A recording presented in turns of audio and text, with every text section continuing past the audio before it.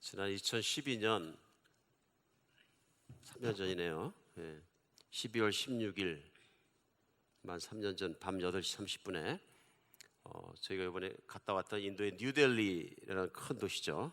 의과대학을 졸업 예정이었던 한 여학생이 이제 마지막 시험을 마치고 홀가분한 마음에 자기가 사귄 한 남학생과 함께 영화를 보러 갑니다.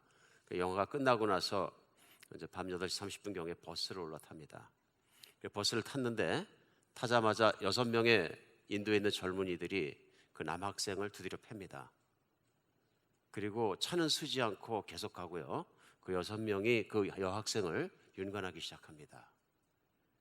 그런데 몇 시간이 흘렀는지 차는 뉴델리시를 돌고 또 돌고 돌고 또 돌고 결국은 이 여학생이 실신해버리고 창자가 막 몸 밖으로 튀어나가고 온통 난자가 당하게 되는데, 그런 상태에서 버스에서 이 6명이 이 여학생을 밖으로 집어 던집니다. 아주 비참한 피투성해야 되는 사건이 일어납니다. 그때 당시에 사건이 미국에서도 알려져가지고 세계가 막 들썩들썩했습니다. 이렇게 잔인한 사건이 일어날 수가 있느냐. 근데 문제는 이제 그 여학생이 살아있어서 한 지나가는 행인이 그 옆에 있는 병원에 뛰어가서 시트를 빌려다가 감싸가지고 홀딱 벗은 몸을 감싸가지고 병원으로 옮깁니다. 결국은 이 여학생이 일주일여 뒤에 그 아버지 엄마가 쳐다보는 가운데 엄마 아빠 걱정하게 해서 미안해. 그래서 엄마 아빠의 통곡 속에 세상을 떠납니다. 근데 이 사건이 일어나고 나서 진짜로 문제가 된 것은 뭐냐면 그 잔인함 때문에 문제가 된 것도 있지만 인도 국민들의 전반적인 반응이었습니다. 그게 뭐냐면 그 강간에 대해서 상당히 무감각한, 그러니까 심지어는 많은 사람들이 뭐라 그랬냐면요, 여자가 돼가지고 처녀가 밤늦게 8시 반 이후에 돌아다니니까 그런 꼴을 당하지 하는 의식입니다.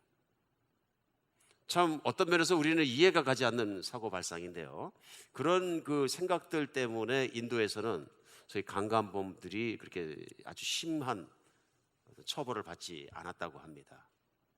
그런 것들 때문에 더 그런 것이 아닌가 싶습니다. 그래서 이 사건을 기재로 해가지고 대학에 있는 여학생들과 학생들이 들고 일어났습니다. 데모를 하기 시작했어요. 그래가지고 여자도 인권이 있다. 이런 배경에 뭐가 있느냐 하면요, 어릴 때부터 키울 때부터 인도에 내재해 있는 사고방식이 남존 여비 사상이 얼마나 강한지요.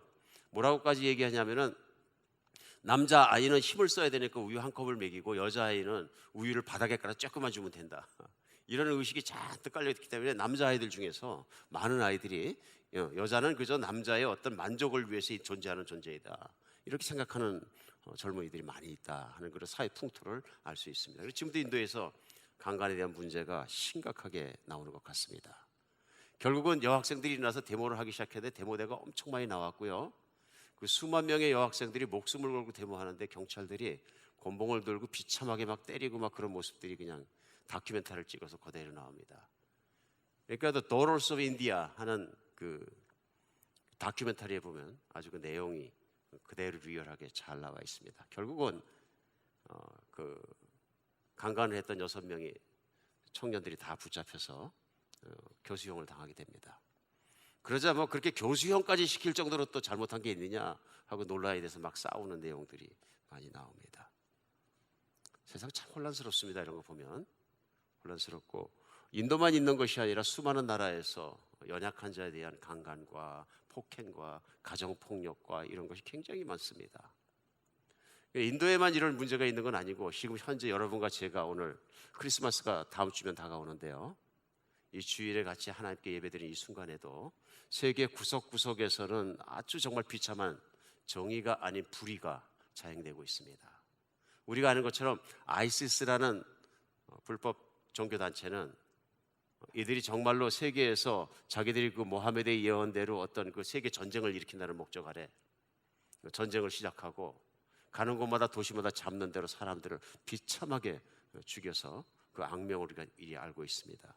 뭐 그들만 있는 게 아니라 아프리카 지역에 보코하람이라는 또 무장단체가 있고요, 또 아프가니스탄을 중심으로 알케이다라는 또 무장단체가 움직이고 있고 세계가 막 들썩들썩 연말이 그렇습니다.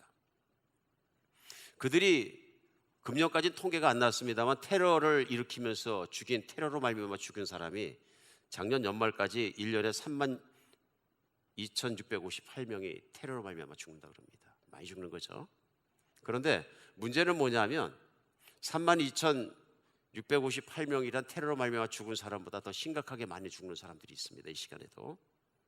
그 사람들은 누구냐면 전 세계에서 살인 사건으로 말미암아 죽는 사람들입니다. 1년에 몇 명이 죽느냐 하면요, 43만 7천 명 이상이 살인 사건으로 죽습니다. 무서운 일이죠.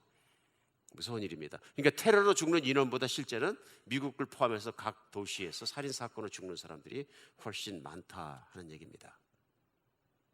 오늘 이 말씀을 제가 나누는 이유는 뭐냐면, 이 주일에 연말을 다가오면서 우리가 살고 있는 지구촌은 희망이 있습니까? 하는 얘기를 한번 나누고 시작하고 싶습니다. 인간의 희망이 있습니까? 지구촌은 희망이 있습니까? 근데 어떤 분들은 그렇게 생각합니다. 상당히 낙관적으로 생각해서, 그래도 인류의 문명이 발전하고 있고, 인류의 문명이 발전해서 의학도 좋아지고 수명도 늘어나고 더 살기 좋아졌고 더 많은 것을 풍요하게 누리고 있기 때문에, 누군가 얘기하는 것은 이대로 가다 보면 문명이 발전해서 인간이 영원히 살지도 모르고 인간의 모든 문제를 해결하고 인간이 지어가는 유토피아가 가능할지도 모른다. 이런 과학적 낙관론이나 인간의 문명에 대한 낙관론을 가지고 계신 분들이 없지 않아 많이 계십니다. 그런데 오늘은 저는 강단에서 그 말씀을 나누고 싶습니다. 인간의 낙관론은 진실되지 못한 것입니다. 현실을 제대로 보지 못한 것이다 하는 얘기입니다. 그런 낙관론을 생각하는 분들에게 오늘날 지금 이 시점에서 인간의 현실, 문명의 발전은 어떻게 됐냐면요, 우리가 아는 것처럼 이런 문명의 발전이 획기적으로 시작된 것이 1700년대 중반부터 시작한 일입니다. 그때 당시에 영국에서 부드럽고 아름답고 색상이 많은 옷을 입어보지 못했는데요, 인도에 가갖고 상인들이 인도에서 가지고 있는 면직류, 소위 목화섬을 이용한 면직무에다가 염색을 들이는 기술이 인도가 세계에서 가장 뛰어났었습니다. 그러니까 인도에서 고가로 그 면직류를 수입해다가 영국에 팔으니까 영국엔 부자나 고급이나 귀족이 아니면 그걸 못 입는 거예요.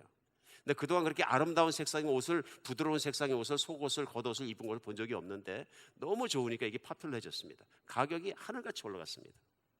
당연히 많은 사람이 욕심내기 시작했고요. 그런 면직류를 갖기 위해서 나중에는 영국도 또 점령을 하게 되죠. 인도를 점령하게 되죠. 우리 짧은 역사 안에 되돌아볼지라도 인간의 욕심이 그때부터 일어나기 시작해왔고요. 그 다음부터 일어나게 1700 후반에 뭐냐면 그 면직물을 영국에서 만들자. 그래서 연구한 게 이제 면직류 방직 공장들이 기계를 사용해서 일어나기 시작하고, 기계를 돌리기 위해서 터빈 엔진이 나오고, 터빈 엔진에서 자동차가 나오고, 이런 모든 산업혁명이라고 아놀드 토인비가 얘기했던 혁명이 시작됩니다. 이게 오늘날 우리가 얘기하는 과학의 발전과 모든 것들이 산업혁명을 통해서 일어나기 시작하는 거죠. 오늘은 좀 이걸 나누고 싶습니다. 왜냐하면 우리가 살아가는 현주소를 역사 속에서 정확하게 좌표를 찍지 않으면 안 되기 때문에 그렇습니다. 그 산업혁명이 일어나면서 많은 영향을 끼쳤습니다. 우리가 의식주라 그래서 옷을 입는 것을 산업혁명을 통해서 면직물을 많이 찍어내게 되니까, 물론 의식주를 가장 빨리 해결하는 나라가 가장 잘 사는 나라가 됩니다. 그러니까 오늘날도 시간은 좀 흘렀지만 어떻게 하면 세계에서 최고 부자가 되냐? 간단합니다. 모든 사람이 다 필요한 거 하나를 만들면 됩니다. 아이폰이 그런 것입니다. 컴퓨터가 그런 것입니다. 아무도 컴퓨터를 생각하지 않았을 때 컴퓨터를 만든 사람들의 비전이 무엇이냐면요, 언젠가는 모든 사람의 무릎에 컴퓨터가 있게 될 것이다. 컴퓨터 없이는 살지 못하는 세상이 올 것이다 하는 것에 대한 비전이에요. 근데 실제 그 세상이 온 거예요. 그러니까 그것을 못 봤던 사람들은 갖지 못했는데 봤던 사람들은 그걸 만들었기 때문에 오늘날의 모든 재화와 돈이 어디로 몰려가냐면 그걸로 몰려가는 거예요. 오늘날에 이제 스마트폰 없이는 못 사는 세상이 되었기 때문에 그 스마트폰을 들고 살지 않으면 안 된다는 것입니다. 마찬가지로 과거에도 그런 양상 속에서 과학은 계속적으로 발달되어 왔습니다. 그런데 문제가 뭐냐 하면요, 1700년대 후반부터 영국에서 산업혁명이 일어났을 때 즉각적으로 일어난 문제가 뭐냐 하면 공해 문제예요. 공해가 그냥 심한 게 아니라 런던이 안개로 유명한 것인데 안개와 공해로 말미암아 눈을 뜰 수 없을 정도로 공해가 심해가지고 심지어는 집에서 때는 석탄까지 못 되게 하고 여러 가지 문제가 벌써 18세기부터 야기된 문제예요. 인간이 더 편하게 살고 싶다, 더 누리고 싶다는 욕망이 무엇을 만들어냈냐면요, 인간이 지구의 환경을 완전히 파괴하기 시작한 거예요. 그래, 더 잘 살게 되었다, 더 누리게 되었다, 더 오래 살게 되었다, 좋은 것 같지만은 사실은 온 인류가 다 죽을 수도 있는 죽음의 길을 미친 듯이 뛰어가고 있는 거예요. 어저께 프랑스 파리에서는 2주간의 잠을 안 자는 각 나라의 대표들이 밀고 당기는 회의 속에서 인류 역사상 최초로 지구 온난화의 문제는 심각한 문제다, 그 온난화의 문제에 대해서 서로 해결해 나가도록 하자는 첫 번째 결의가 되었습니다. 어저께 미국의 오바마 대통령은 인류의 역사를 한 바퀴 돌릴 수 있는 굉장히 터닝 포인트가 되는 결정을 했다. 그래서 소위 파리의 어그리먼트, 파리스 어그리먼트를 갖다 이렇게 높이 얘기하죠. 저도 그렇게 생각합니다. 우리 지구촌 안에서 우리가 같이 살면서 인간이 직면하고 있는 가장 심각한 문제를 처음으로 인지하게 되었다, 그런 얘기입니다. 그게 무슨 얘기냐면요, 산업혁명이 1700년대 중반에서 일어나기 시작했을 때에 지구의 평균 온도하고 지금 평균 온도의 차이가 거의 2도 가까이 올라갈 수 있다. 그런데 문제가 뭐냐면 그 평균 온도가 1도씩 올릴 때마다 생태계 동식물의 52%의 서식지가 달라진다는 거예요. 뿐만 아니라 62%가량이 봄이 빨리 왔기 때문에 모든 생태계가 달라지고요, 그 1도가 생태계에 미치는 영향이 어마어마하게다. 그리고 과학자들의 얘기에 의하면 2도씨가 달라지는 2050년쯤에는 아마 지구상에 살고 있는 생물체의 25% 이상은 죽게 된다. 이대로 가면 2080년대에 가면 지구상에 있는 생명체의 90% 이상이 죽게 된다. 이건 욕망이라는 전차를, 문명이라는 건 타고서는 브레이크가 고장난 열차를 타고서 죽음과 멸망을 향해서 마구 달려가고 있는 열차를 여러분과 제가 지구촌에 있는 가족들이 타고 있는 거랑 똑같습니다. 오늘 말씀 들으시는 여러분이나 오늘 설교 들으신 인터넷 들으시는 분들이나 이웃의 목사님 갑자기 환경보호운동자가 되는 모양이다. 아닙니다. 그만큼 심각합니다. 오늘 제가 화두에 말씀드리고 싶은 건 뭐냐면, 지구촌에 희망이 있습니까? 인류에 희망이 있습니까? 하는 질문입니다. 이 모든 문제의 뒤에 뭐가 있냐면요, 인간성의 문제가 있습니다. 여러분, 인간성이 뭡니까? 우리가 영어로 쉽게 얘기하는 humanity라는 얘기죠. 인간성. 그 사람 인간성 좋다, 뭘 얘기합니까? 그 사람 착하다, 그 사람 괜찮다, 뭘 얘기합니까? 인간성이 그 사람 좋은 사람이다. 그런데 우리 인류의 역사는 뭐가 문제냐면요, 문명의 문제 이전에 인간성의 문제예요. 인간성이 좋기 위해서는 나만을 위해서 사는 것이 인간성이 나쁜 것이거든요. 그러니까 인간성이 나쁘다의 가장 중요한 건 뭐냐면요, 어떤 사람이 이기적으로 변해서 극단적 이주게 돼, 그 사람은 나쁜 사람이에요. 인간성이 나쁜 거예요. 왜냐하면 사람은 철저하게 사람과 사람의 관계 속에서 살게 되어 있기 때문에, 그 역사가 증명하는 것이고요, 그것이 성경적인 관점입니다.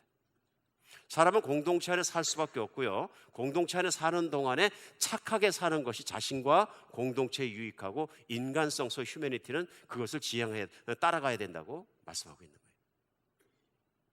인간성의 문제가 해결되지 않는 이상 지구는 어디로 가냐면요, 멸망과 죽음이라는 구덩이 속으로 사정없이 뛰어가는 거예요. 그러면 산업혁명이 일어났다는 18세기 중반에서부터 시작해 지금까지 인간의 인간성이 훨씬 더 발전되어 왔느냐, 르네상스와 모든 인문주의와 인간 중심의 사고방식이 좋아졌느냐, 저는 그렇게 생각하지 않고요, 많은 세계에 있는 사람들은 그렇게 생각하지 않습니다. 여러분과 제가 살고 있는 2015년 연말에 지금 마지막 시점에서의 세계는 지구에 정말 존재해왔던 어떤 시대의 사람들보다도 이기적인 사람들이 살고 있는 시대예요. 엄청나게 이기적입니다. 그러니까 지구에 굶어 죽고 있는 사람들, 하루에 내 가족이 1불 이상으로 생존하고 있는 70% 이상 되는 사람들이 가난하게 사는 가장 큰 이유는 뭐냐면요, 나누지 않기 때문에 그럽니다. 저는 아주 깜짝 놀랐습니다. 그게 뭐냐면, 미국에서만 가석방이 없는 조건으로 종신형을 받아서 사형 대신에 한 거죠.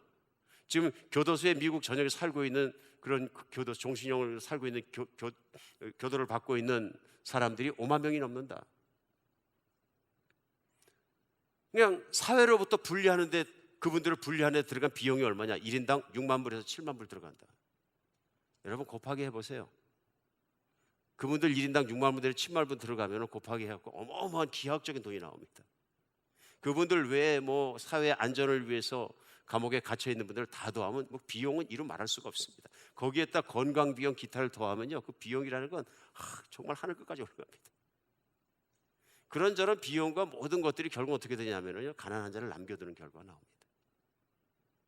오늘 여러분과 제가 살고 있는 것은 그럼에도 불구하고 1%의 소수들이 거의 많은 재산들을 가지고 있습니다.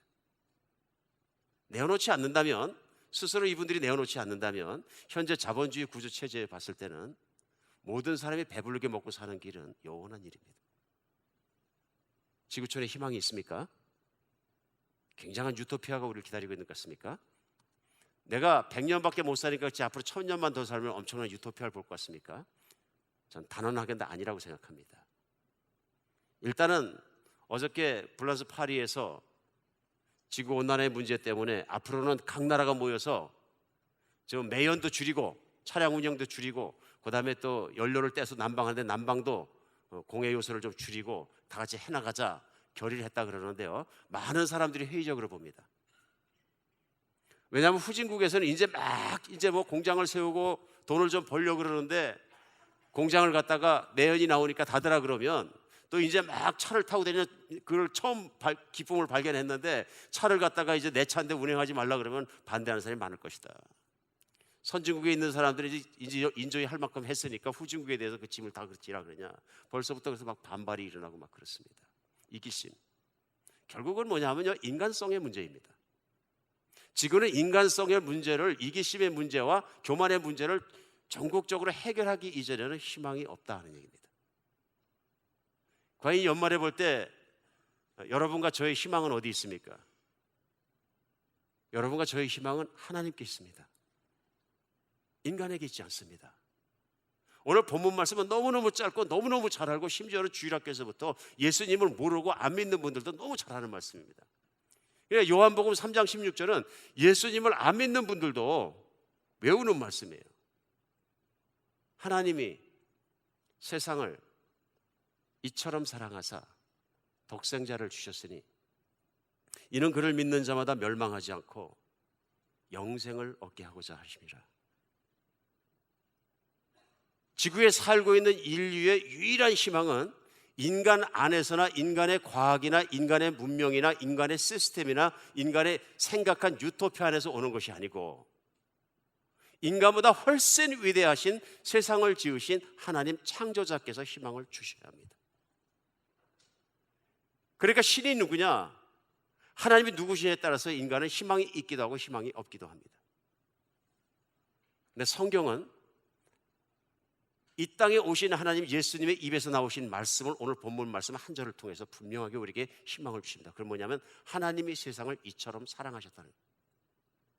제일 중요한 건 뭐냐면요, 세상을 지으신 창조자 하나님이 세상을 사랑하셨다는 거예요.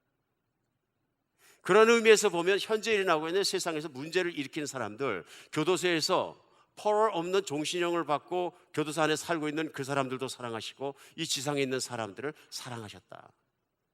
얼마큼 사랑하셨느냐? 하나님 이처럼 사랑하셨다. 저는 이처럼 사랑하셨다는 것에 딱 붙잡힙니다. 하나님은 어떤 분이시냐면요, 세상에 있는 사람들을 사랑하시는 하나님이십니다. 근데 얼마큼 사랑하셨느냐, 이게 이처럼에 있어요.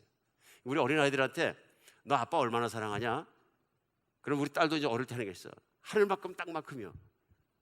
모르죠? 그 자기가 하고 있는 말이 무슨 말인지 모릅니다. 그런데 많이 사랑한다고 얘기할 테니까 하늘만큼 땅만큼. 그러니까 요즘 애들은 그런다 그러는데요, 하늘만큼 하수도 밑에만큼요. 무언지 더 내려가야 되겠다고 생각을 한 거예요. 지하만큼 사랑합니다. 하나님이 우리를 사랑하신다. 얼마나 중요한 내용인지 모릅니다. 그냥 사랑하시는 게 아니라 이만큼 사랑하신다. 이만큼 사랑하신다. 그 오늘 3장 16절에 나오는 이만큼 사랑하신다, 이만큼이 뭐냐면요, 독생자를 주셨다 하는 뒤에 따르는 말씀이에요. 하나님께서 하나밖에 없는 아들을 세상에 있는 사람들을 위해서 주셨다.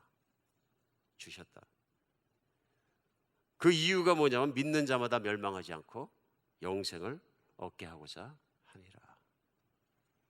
인간의 끝은, 성경의 관점에서 하나님 말씀하시는 인간의 끝은 분명합니다. 인간은 인간 스스로를 의지하고 인간 스스로 뛰어가고 죄를 짓고 살다가 끝까지 뛰어가다가 멸망으로 들어갈 것이다. 오늘 화두에 말씀드린 것처럼 문명이 발달하고 철학이 발전하고 학문이 발전하고 세상이 발전하고 수명이 몇 년 길어지면은 인간이 영원한 것을 해결할 수 있을 것처럼 생각할지 모르지만 결국 인간이 뛰어가는 길은 이기심을 벗어나지 못한다. 그렇다고 인간 모두가 자유로워져 갖고 이웃을 나 자신보다 더 사랑하는 사람이 될 수는 없다. 그렇기 때문에 어떤 시스템을 만들더라도 유토피아가 되는 것은 불가능하다. 이건 믿으십니까? 안 되는 것입니다. 인간이 인간에 의해 인간의 힘만으로 세워가는 세상에서는 불가능한 얘기입니다. 그렇기 때문에 우리는 알 수 있습니다. 성경의 말씀대로 인간은 멸망을 향해 뛰어가고 있다. 우리 특별히 멸망을 향해 뛰어가는 거 잘 알 수 있는 거 있습니다. 그 뭐냐? 모든 사람에게 죽음이 왔다는 것입니다. 죽음이 왔다는 것입니다. 성경은 죽음 뒤에는 반드시 심판이 따르니 심판 뒤에는 환란이 있을 것이다 얘기합니다. 오늘 하나님께서 하나님과 관계를 떠서 멸망으로 뛰어가고 있는 모든 사람들에게 주신 희망이 무엇이냐 하면 바로 예수님을 이 땅에 보내주신 것입니다. 여러분과 제가 맡고 있는 2015년의 연말은 우리에게 가장 중요한 것은 뭐냐면요, 예수님을 알게 하고 생각해가는 크리스마스의 시즌이 되었다는 것입니다. 이 절기에 우리에게 가장 중요한 것은 뭐냐면요, 시끄러운 세상 안에 살아가면서 그 한복판에서 하나님이 얼마나 나를 사랑하시냐 하는 것을 발견하는 것입니다. 하나님이 세상을 이처럼 사랑하사 독생자를 주셨으니 이는 저를 믿는 자마다 멸망하지 않고 영원히 살게 하고자 함이로다. 왜 그럴까요? 하나님만이 영원히 사시는 분이십니다. 사람이 영원히 살기 위해서 꼭 필요한 건 뭐냐면요, 하나님께서 그를 영원히 살으라고 명령해 주셔야 합니다. 그런데 하나님께서 영원히 살으라고 각 사람에게 명령해 주지 못하는 큰 이유는 뭐냐면요, 영원히 살기에는 하나님 앞에 인간이 가지고 있는 죄가 너무나 크기 때문에 그렇습니다. 하나님이 보실 때 인간은 영원히 살 자격이 없는 것입니다. 인간성이 망가졌다는 얘기입니다. 하나님이 최초에 만드신 인간의 모습이 있습니다. 그 휴먼의 모습, 인간성인데 그것은 사랑하는 마음이고 이기적이지 않은 마음이고 하나님을 정말 경외하고 높이는 마음이고 겸손한 마음이었는데, 아담과 이브 때부터 인간이 하나님을 떠나면서 이기적인 마음, 교만한 마음, 정말 그런 마음으로 변해버리니까 그런 인간성이 망가질 대로 망가진 대로 살아가는 사람들이 모여있는 세상은 희망이 없다는 얘기입니다. 그 세상의 유일한 희망은 망가지지 않은 사람 곧 하나님이 되신 예수님이 이 땅에 사람으로 오신 것입니다. 하나님께서는 그 인간성을 회복시키시기 위해서 예수님을 사람으로 이 땅에 보내주시고 인간이 지은 죄악을 없다 하시기 위해서 예수님을 십자가에 못 박아 죽게까지 인간을 사랑했다는 것입니다. 결국 십자가의 사랑입니다. 예수님이 십자가에 못 박혀 죽으신 사건은 2000년 전에 여러분과 제가 살고 있는 지구촌에서 분명하게 일어난 일입니다. 하나님께서는 그 예수님을 3일 만에 살리셨다는 것도 역사를 통해서나 성경을 통해서나 우리 역사 안에, 인류의 역사 공동체 안에 분명히 일어난 일입니다. 이제 하나님 말씀하십니다. 내 아들 예수 그리스도를 믿는 사람마다 멸망치 않고 영원히 살 것이다. 이것은 인간을 영원히 살게 하는 하나님의 약속이고 하나님의 선포입니다.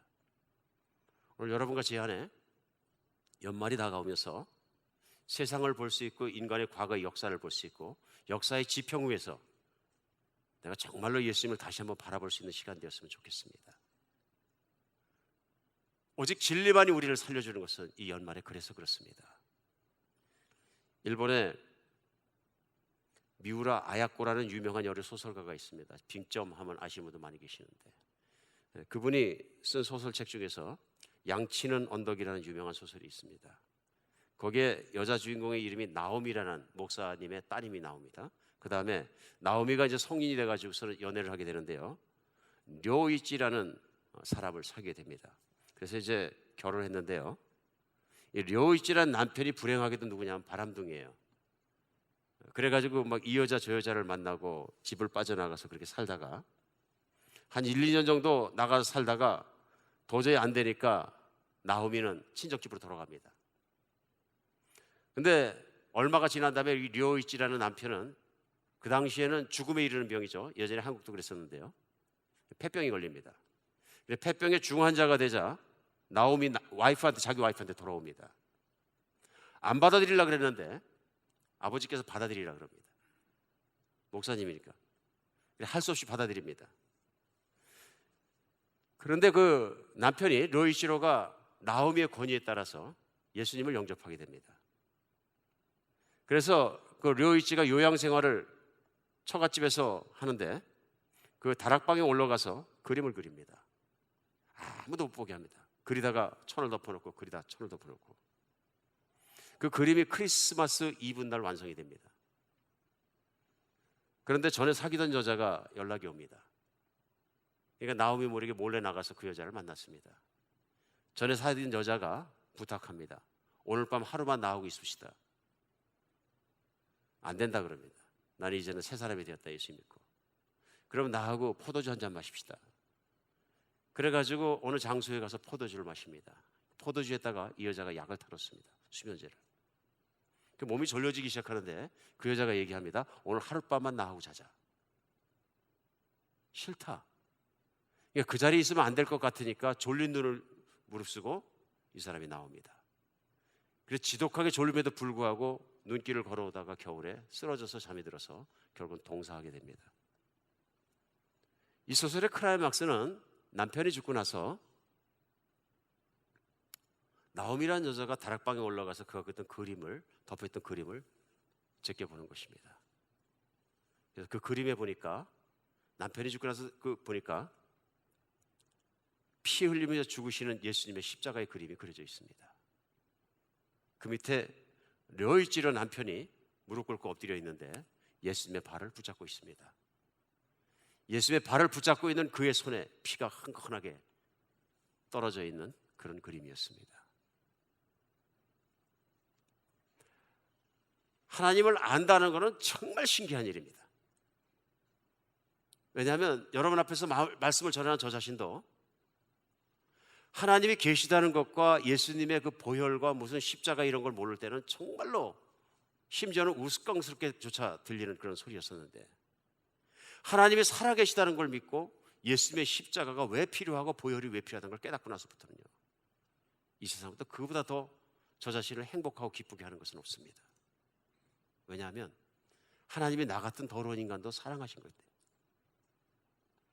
그 소설에 나오는 료이치로도 그렇습니다. 하나님께서 나 같은 바람둥이, 나 같은 지저분하고 더러운 인간을 사랑하신다는 것이 그게 얼마나 큰 것이에요.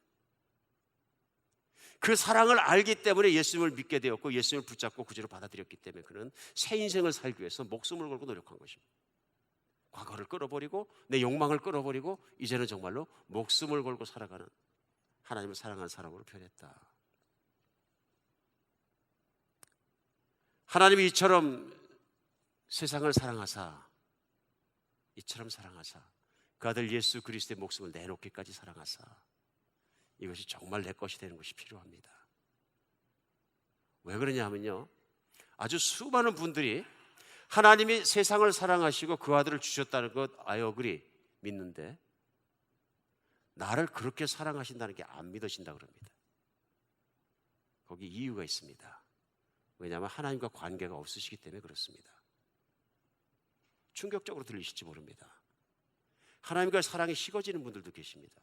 왜 그렇습니까? 하나님과 관계가 식어진 것은 하나님의 사랑을 내가 깊이 모르기 때문에 그런 것이죠. 왜 모릅니까? 사랑을 받아들이지 않았기 때문에 그렇습니다. 여러분, 남자하고 여자하고 만나서 연애합니다. 그런데 둘이 만나기 전에 제일 중요한 건 뭐냐면요, 둘이 같이 사랑해야 됩니다. 한 사람은 진짜 불같이 사랑하는데 한쪽에서는 반응이 없어요. 그러면 어떻게 됩니까? 짝사랑이 되는 것입니다. 짝사랑이. 하나님은 나를 불같이 사랑하시는데 나는 반응이 없어요. 이게 이제 불쌍한 처지가 되는 겁니다. 오늘 하나님께 살아계시고 나를 그 아들 예수 그리스도의 생명을 바치기까지 사랑하신다는 것이 믿어지는 시간 되었으면 좋겠습니다. 받아들여지는 시간이 되었으면 좋겠습니다. 수천 마디의 말이 필요 없고 아무리 좋은 말이 필요 없습니다. 하나님은 살아계시고 그 하나님께서 생명을 바쳐서 나를 사랑하신다는 사랑의 호소가 바로 3장 16절 말씀입니다. 하나님이 세상을 이처럼 사랑하사 독생자를 주셨으니 이는 저를 믿는 자마다 멸망하지 않고 영생을 얻게 하시는 거죠. 문제는 뭐냐면요, 이제 나만 사랑하면 됩니다. 나만 사랑하면 됩니다. 내가 예수님을 믿습니다 하는 것, 믿음보다 중요한 정체는 뭐냐면요, 내가 예수님을 사랑합니다 하는 것입니다. 내가 하나님을 사랑합니다. 하나님이 원하는 것은 다른 어떤 것도 아니고요, 내가 너를 사랑하는 것처럼 너도 나를 사랑하며 관계가 있는, 아들 안에 있는 자, 예수님을 사랑하는 자, 예수님을 믿는 자, 예수님을 영접하는 자, 예수님을 진실로 믿는 자마다 이르는 게 뭐냐면요, 하나님을 사랑하는 것입니다. 하나님의 사랑을 받으려면 하나님 사랑해야만 합니다. 사랑이 믿음입니다. 믿으십니까? 하나님을 믿는다는 것은 하나님을 사랑하는 것입니다. 우리가 신앙생활하면서 이런 것들을 착각할 때가 되게 많습니다. 사랑과 믿음을 따로 보는 것이에요. 내가 믿습니다 하는 얘기는 뭐냐면 하나님이 나를 목숨 바쳐 사랑하신다는 걸 믿습니다. 그리고 나도 이제는 내 목숨 다 바쳐서 하나님을 사랑합니다. 자궁암으로 죽어가는 한 자매님이 두 자녀를 앞에 놓고 말씀하셨다 그래요. 마지막 유언이죠. 얘들아, 우리 천국에서 만나보자. 실망하지 마라. 그러면서 영어로 한마디 하셨다 그래요. See you again. 그들이 옆에 있던 남편에게 얘기했다 그래요. 나 같은 여자 만나서 사느라고 고생 많았어요. 여보, 남은 인생은 좋은 여자 만나서 행복하게 살길 바래요. 그리고 영어로 얘기했다 그래요. 굿바이. 남편이 듣다 보니까 좀 섭섭했어요. 아니, 왜 우리 애들한테는 see you again 그리고 나한테는 굿바이 합니까? 이유는 하나죠. 이 여인은 예수님을 믿고 있었기 때문에, 남편이 예수를 믿지 않기 때문에 내가 만날래야 만날 수 없는 사람이 된다는 것을 알고 있었기 때문이죠. 영접하는 자, 곧 그 이름을 믿는 자들에게는 하나님의 자녀가 되는 권세를 주셨다고 요한복음 1장 12절을 말씀하십니다. 우리는 사랑받기 위해서 지구에 태어났습니다. 내가 오늘 이 시간에 지구에 존재하는 가장 확실한 이유는 하나님이 계시다는 것입니다. 내가 나를 만들지도 않았고 내 육신의 어머니가 나를 만들지도 않았고, 혹시라도 내 육신의 어머니 보고 나를 어떻게 만드냐고 물어보면은 나도 모른다, 그저 네 아버지하고 하룻밤 자고 지난 것밖에 없다. 내 눈은 어떻게 이렇게 만들었냐 그러면 내가 아느냐, 그게 하나님이 만드셨지. 어머니는 나의 창조자가 아닙니다. 할아버지도 나의 창조자는 아니십니다. 나의 창조자는 하나님이십니다. 그렇기 때문에 하나님을 만날 때 그 하나님께서 나를 얼마나 사랑하시는지 십자가를 보고 믿는 여러분과 제가 됐으면 좋겠습니다. 오늘 이 연말이 믿지 않는 분에게는 하나님을 다시 생각하고 그 하나님을 다시 생각하고 그 하나님의 사랑을 믿는 시간 되었으면 좋겠습니다. 하나님은 살아계십니다. 그리고 엄청나게 사랑하십니다. 십자가에 그 아들 예수 그리스도를 나를 위해 내어줄 정도로 사랑하십니다. 우리 믿는 우리들에게는 다시 한번 나의 믿음은 하나님을 사랑합니다 하고 얘기하고 있는지 확인하는 시간 되었으면 좋겠습니다. 만약 사랑하지 않는다고 믿음도 헛것이라고 성경은 말씀하십니다. 사랑한다고 얘기하면서 주님의 말씀을 따르지 않으면 그 사랑도 헛것이라고 또 말씀하십니다. 진심으로 이 연말이 우리 주님의 사랑을 깊이 생각하는 여러분과 제가 되었으면 좋겠습니다. 하나님 나를 사랑하십니다. 정말로 사랑하십니다. 이 확신 없이는 우리는 더 이상 행복할 수 없습니다. 안전할 수도 없습니다. 기쁠 수도 없습니다. 세상은 멸망해 가도 세상은 망해 가도 우리 하나님이 세상을 사랑하시기 때문에 세상에 있는 사람들을 구하실 것입니다. 오늘 내가 그런 구원의 확신을 가지고 또 다른 사람에게 구원의 메시지를 이웃에게 나눌 수 있는 연말 되었으면 좋겠습니다. 진정한 믿음이 살아나는 연말 되시기 바랍니다. 기도하겠습니다. 예, 하나님, 저희가 잘나서도 아니고 열심히 있어서도 아니고 죄를 안 져서도 아니고 하나님께서 나의 나된 모습 이대로를 사랑해 주셔서 너무나 감사합니다. 하나님께서 찾아와 주셔서 너무나 감사합니다. 예수님 사람이 되셔서 이 세상에 보내주셔서 우리를 찾아오신 것처럼 예수님을 믿는 한 사람 한 사람을 찾아와 주셔서 감사합니다. 세상에서 구해 주셔서 감사합니다. 우리들의 믿음을 회복시켜 주셔서 예수님 너무나 사랑합니다 고백하는 연말이 되게 하여 주시옵소서. 우리 하나님의 사랑을 가슴 활짝 열고 마음 활짝 펴고 받아들이는 시간 되게 하여 주시고 우리 하나님 아버지께로 돌아가는 시간 되게 하여 주시옵소서. 그리스도 예수 이름으로 기도합니다.